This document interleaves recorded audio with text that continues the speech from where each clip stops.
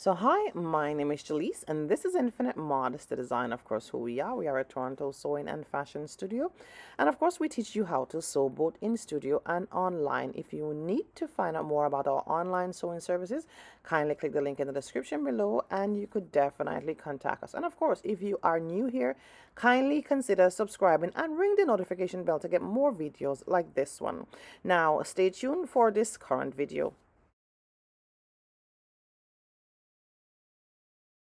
Okay, so we'll be looking at the McCall's sewing pattern. All right, so this is the very front of the pattern. Now, in this pattern envelope, we are making style C. However, you could make all these different styles: style A, style B, style C, D, E, and F. Okay, so say for instance you go to the fabric store and you decide, okay, you know what, I want to make style C because that's the one we'll be making. The first thing you want to write now is the number. So every pattern has its own unique number. So this one is M7197.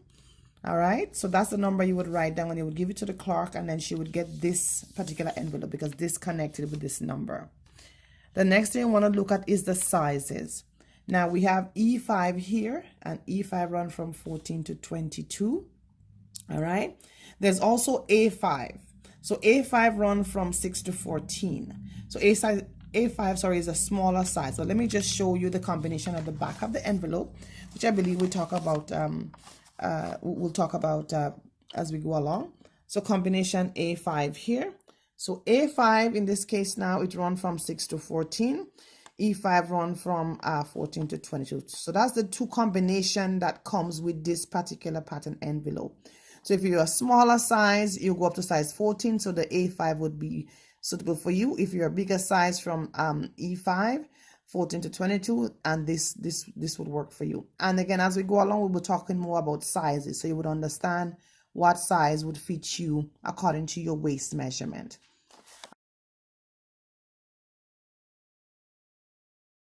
Okay, so we'll be looking at the back of the pattern envelope now. And the first thing we start here with now is the body measurement. So we have body measurement here. And if we look at now, we would see bust, waist, hip, the back waist length at the very back here.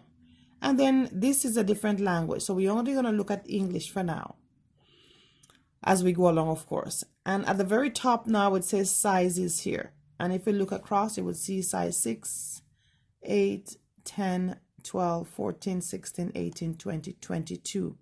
And that is in inches on the side here. So here now, this is commercial pattern measurement. It's not ready to wear. So one thing I want to let you know, if you go to the pattern store to buy a measurement, to buy an envelope, and you say your measurement is a size 10, you cannot look at the pattern envelope and says, okay, this is a size 10, I'm going to buy it. It wouldn't fit. How you would know which size you fall under, you have to measure either your bust if you're making a blouse, a waist, the waist if you're making either a skirt or a dress, to know where you fall under. So this is commercial and not ready to wear. So just keep in mind. So let's start. So the bust measurement, for instance, if my bust measurement is 30, my waist measurement is around maybe 23 inches. Your hips is around maybe 32 and a half, then you would fall under a size 6. Now, let's say I'm just making a blouse. I may not need waist and hip, all depends on the blouse.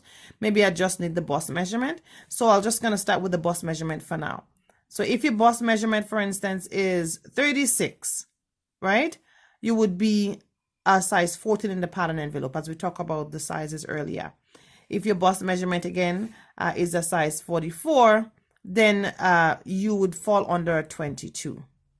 Okay, so now for this tutorial, now we're making a skirt. So we're only going to look at the waist, only the waist that actually matters for us. So let's say you fall under a waist. Your waist is, when you take your tape measurement, your waist is a size 23. Then for the pattern envelope, you would fall under a size 6, and that's what you would follow. That's the pattern you would follow. If your waist again is 26 and a half, then your the the size you would go for is a size 12. So basically, I'm just repeating it because I want you to really understand. If your waist measurement is 30, then you're under a size 16 in the pattern envelope. If your waist is a size 32, then you're 18. If your waist is 34, then you're under a size 20, and so on and so forth. So the last one we have up to 37, and your waist would be 37, and then the size you would go is a 22. Now, what I want you to keep in note, though, if your size is not here on the pattern envelope, don't worry about it. I will show you how to calculate to actually use the pattern envelope and extend it. So don't worry about it. So again, this is just to understand the measurement of which pattern you would choose when we dive into the pattern envelope and cut out which size is very for you. So just to go over, just a brief overview again.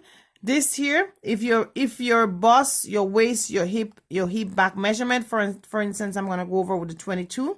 If your bust is 44, your hips probably 46, your waist maybe 37 and a half, you would fall under a size 22, and that is in inch, right? So just keep that in mind here. All right. So as we go along now, we want to look at we're gonna continue down the envelope.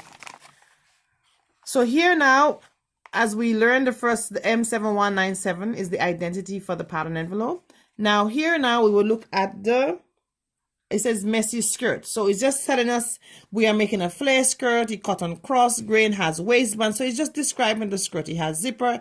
It's like saying she's tall, she's brown, she's dark, she have blonde hair, and so on. It's just describing the skirt that we're making. All right. Now, as we look at this earlier combination, the A5 and the E5, so we won't stress too much in it. I believe you did get it from the previous video. So A5 is a smaller size, and the E5, of course, is the bigger size. Now, as we come down here, now we talk about design for medium weight woven fabric. And they give us suggestion. In my class, I usually say cotton blend is better for if you're a beginner and then you wanna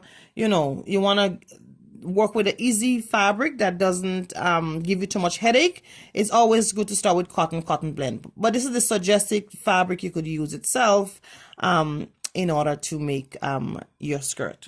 Okay, so as we come along this way now, we look at the sizes here. So if you look on the sizes A, B, C, D, E, F, right? So all these represent, and I'm going to turn the envelope, all these represent this. So if you're making style A, you would follow A, B, C, D, E, and F. You would follow it as we go along. Now we are making style C, so our eyes would be only on the C column. All right, so let's turn back our envelope now. Okay, so we are making style C as I mentioned. So our eye is going to only be on the C column. Right, so on the C column here, we're just going to look at here. And we see 45 width here, 60 width here. So what we're going to do, we're going to understand what does 45 and 60 means before we move along. But this area here is also telling you the amount of yard you need in order to make the particular style. So all this area here does tell you the amount of yardage that you need. But we're going to understand what 45 and 60 width mean. Okay, so hoping that we get a clear understanding of the 45 and the 60 width now. So let's go ahead.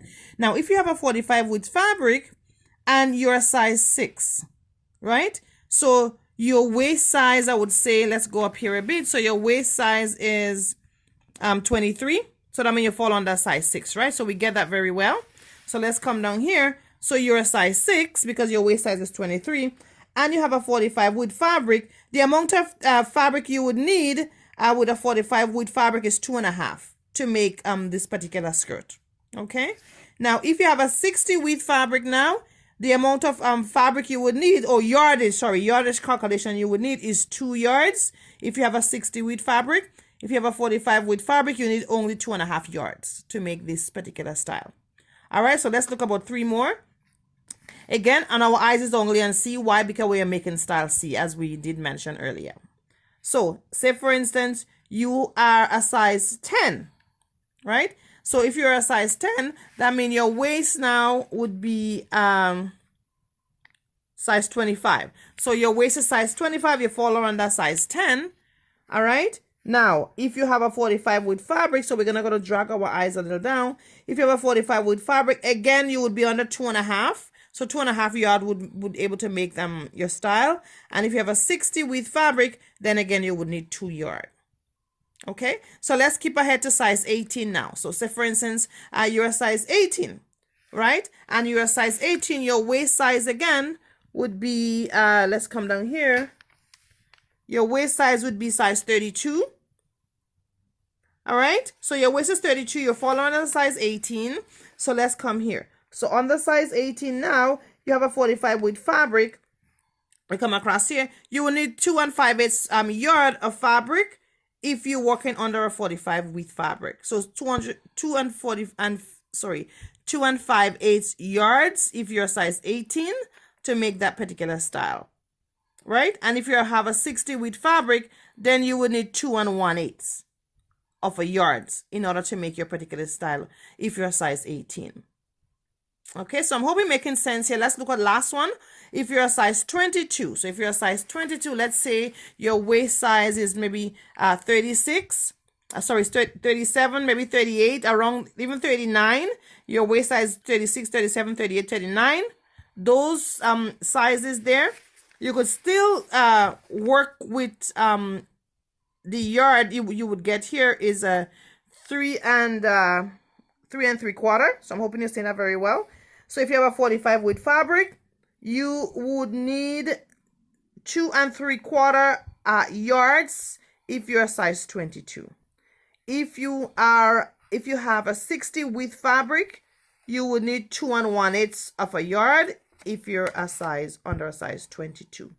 So I'm hoping that makes sense here. So this is all about the yardage calculation. So go ahead and see which one fit under you. See where you fall under, what size you fall under. And then basically when you're looking for fabric, you could even go and ask the clock if it's a 45 or 60 with fabric. Now, not everyone may understand that.